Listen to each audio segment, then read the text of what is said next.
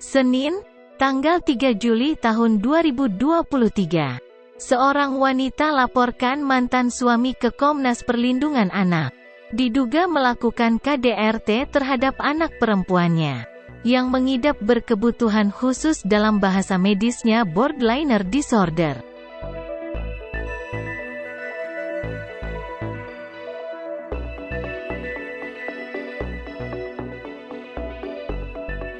Nah, hari ini atau pagi hari ini Pak Ernest bersama Wenda adik Dian datang ke tempat ini untuk berkonsultasi terhadap apa yang disampaikan Pak Ernest tadi dari kronologi yang disampaikan oleh Wenda, bahwa ada persoalan rumah tangga sekalipun bahwa sudah putus perceraian antara Wenda dengan ini.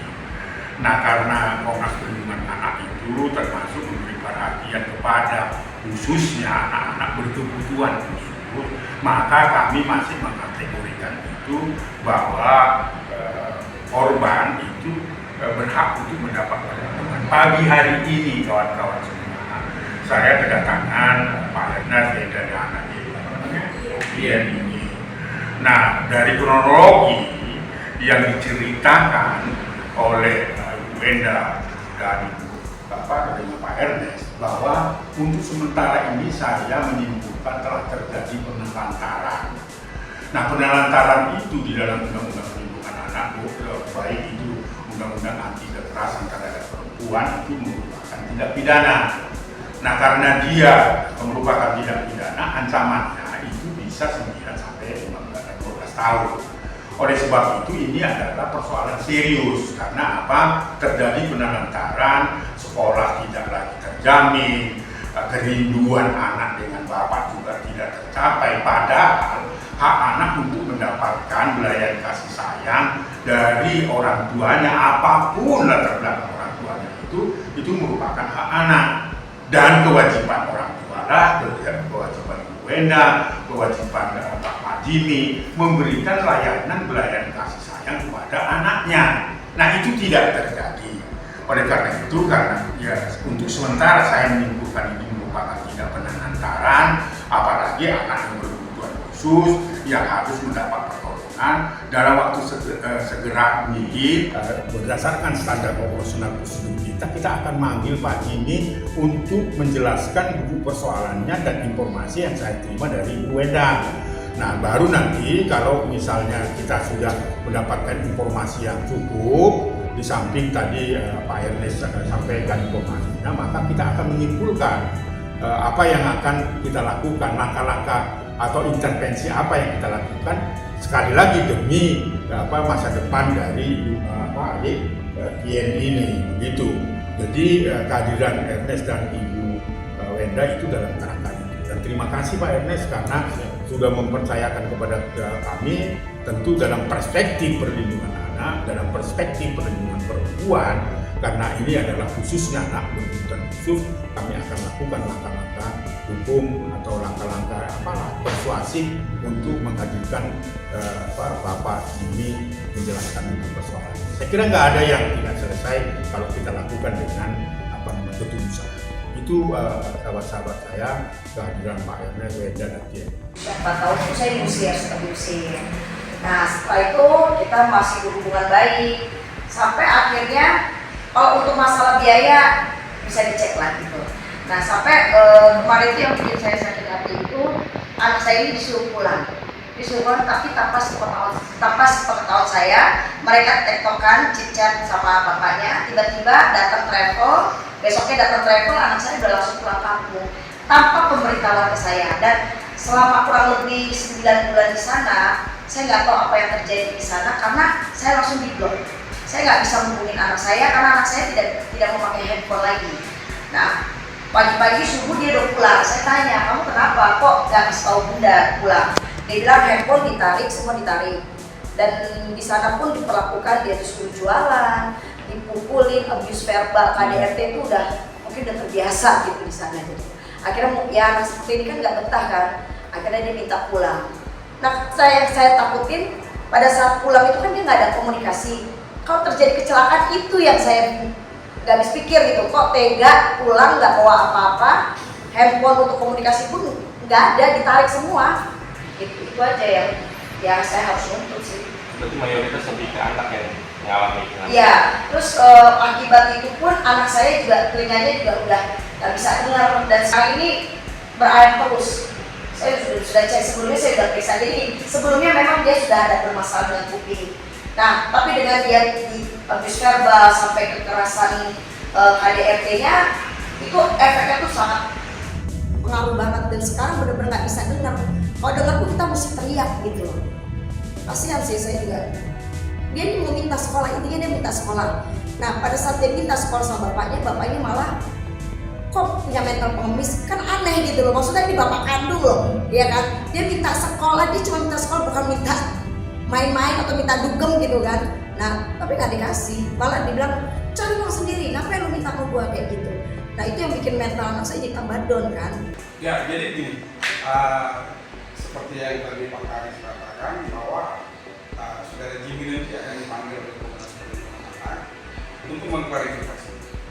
Nanti keputusan seperti apa kita menunggu dari pihak Pak Karis sebagai Komnas. Tentunya Komnas kan punya standar operasi di sini, sehingga udah nampak di depan mata kita ini ada peristiwa pidana. Ada peristiwa pidana di sini. Penelantaran masuk, kekerasan sampai cacat gitu sudah masuk di sini.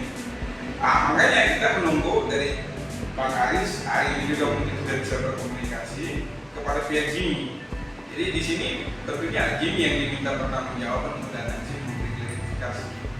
Nanti seperti apa kedepannya pasti kita akan tindak lanjut karena bagaimanapun juga Indonesia adalah negara hukum dan setiap pribadi yang mendiami NKRI wajib tunduk patuh pada hukum.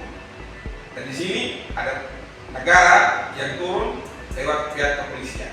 Tapi kita masih memberi waktu untuk selesai di Komnas. Begitu kira-kira. Iya, saya kira itu. Jadi salah satu bentuk tadi yang saya katakan penanganan itu kan hak anak atas pendidikan kan nggak dikasih ya. Padahal itu kewajiban dari orang tua selain pendidikan berani kasih sayang, tapi hak anak untuk sekolah, mendapatkan pendidikan, mendapatkan perlindungan dari segala bentuk kekerasan. Ternyata tadi kan saya katakan bahwa ada peristiwa kekerasan juga. Jadi ada dua tindak pidana, satu perantaraan, satu adalah bentuk kekerasan. Oleh karena itulah standar prosedur operasional kita panggil Pak Jimmy untuk mencari solusinya. Nah, tentunya kan kita akan mendapatkan informasi yang akurat dari beliau, sehingga langkah-langkah apa yang bisa kita lakukan nanti itu saya kira dalam waktu dekat seminggu ini, hari ini setelah menerima pengaduan ini kita akan coba berkomunikasi dengan Pak Jimmy untuk mencari solusi. Saya kira itu langkah-langkah yang akan kita lakukan. Oke Bang. Berarti ada mengawal ya, mengawal kasus ini pemasangan. Sangat-sangat, karena ini apalagi anak berkebutuhan khusus ya, dia berlaku khusus pula dalam penanganannya gitu ya.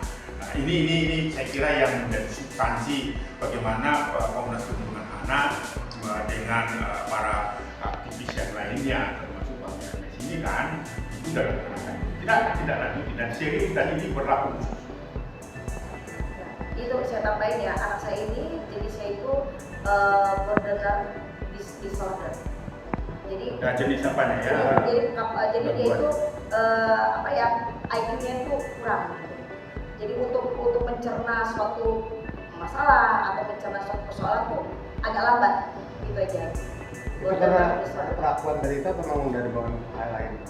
Jadi ketahuannya itu di usia pada saat SD. Jadi pas masuk SD itu kok lambat gitu loh. Kayak kita kalau 1+1 mungkin kalau orang yang standar bisa dalam waktu 3 menit gitu kan, dia bisa jawab, ini bisa 10 menit baru mikir. Tapi disebutnya kan. Jadi begini, anak ini dia memang lambat, ya kan? Ketahuan kelas 3 SD. Nah, kemudian tekanan selama tinggal sama ayahnya diperlakukan seperti itu dan dianiaya, sering dianiaya. Nah, bahkan dia mengalami trauma juga, trauma dan tambah down. Dia saat ini aja dia seperti ketakutan kalau dengar nama Jimmy ya. Padahal Jimmy kan ayah kandungnya. Ya jadi kayak ada traumatik ya. Jadi kalau waktu hamil sih nggak ada masalah, cuman Pas kita ketahuinya itu pas SD kelas 1 itu udah. Baru saya bawa ke rumah sakit, langsung dibilang ini di borderline disorder. Itu istilahnya ya. Iya, borderline. Dan itu menurut medis ya.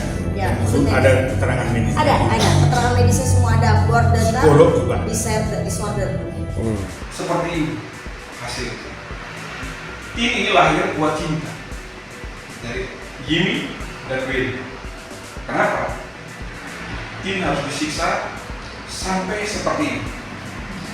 Akhirnya saya berpikir, kita hidup di negara Indonesia, kita punya hukum dan kita punya komisi perlindungan anak. Kemudian saya ini punya hubungan baik dengan Bang Aris Merdeka. Kami ini sudah lama. Ada apa tentang saya menangani anak-anak itu. Saya selalu datang kepada Bang Aris, minta bantuan, kerjasama dan lain sebagainya. Akhirnya saya menghubungi Mbak Wenda. Saya bilang, Mbak Wenda, saya pakai jalur temui Bang Aris. Kita datang, bawa tim semua, kita bawa ke Komnas Perlindungan. Biar kita mendapatkan akses, pencerahan, dan tekanan-tekanan dari Bang Aris. Bang Aris ini dikenal oleh kalangan internasional. Makanya kami datang ke sini memohon Bang Aris untuk memberikan satu efek jerah, bukan terhadap Yimi saja, tapi kepada siapa saja, orang-orang tua mana saja, untuk kita bersama bersepakat mengakhiri penganiayaan, kekerasan terhadap anak Indonesia.